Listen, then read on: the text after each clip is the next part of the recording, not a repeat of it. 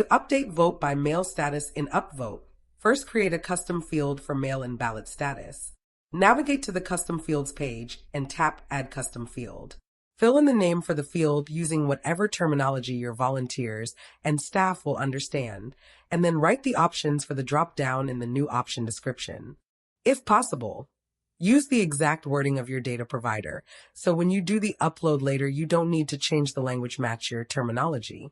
Select where you want the app users to see the custom field from the 3 options and hit Save. Now it's time to upload your vote by mail data into the system. Go to the Upload Center and tap Upload Excel or CSV file.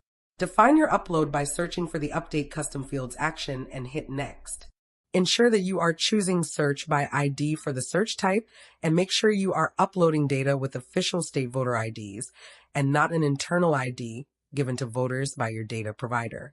Choose the mail-in ballot custom parameter we created earlier and upload your Excel file.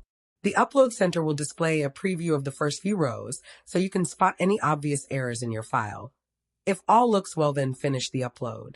Once the data is uploaded, you can tap Upload Details to download a report to see if there were any errors. For extra security, any download you request will require a one-time passcode to your email.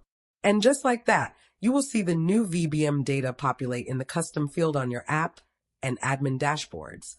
Thanks for watching and good luck.